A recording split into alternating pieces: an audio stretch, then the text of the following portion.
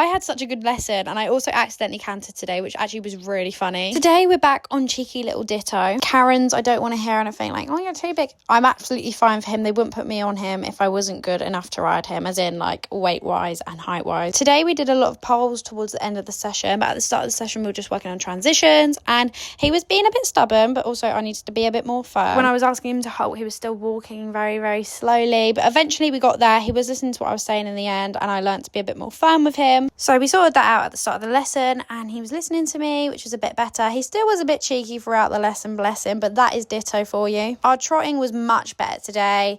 Although again at the start we had a little bit of stubbornness, but then he was listening, I was being a better rider, and it just kind of worked towards the end. If you're new here, I rode for 3 years, had really, really bad falls, and it put all my confidence off, so I gave up horse riding for 4 years.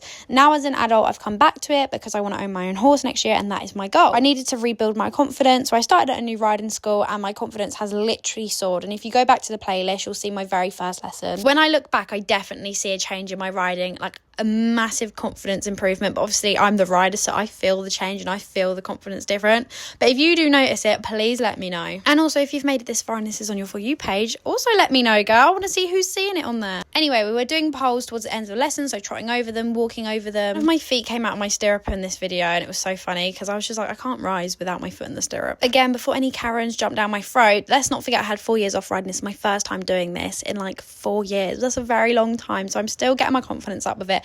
I'm still getting there, but I feel very confident anyway. It's just getting my skill up and getting my leg muscles up. As you can see, went for a little canter here. My seat is awful because again, I did not expect it, and I actually squealed a little bit / screamed. Shouldn't have done that. Didn't help. I was just laughing. I just found that really, really funny, and this last go was perfect, and my mum didn't get it on video. If anyone else wants to be my riding videographer, please let me know. Sometimes she likes to watch instead of videoing, but it's fun. We love her. If you want to see me get my own horse and see me progress, make sure to follow.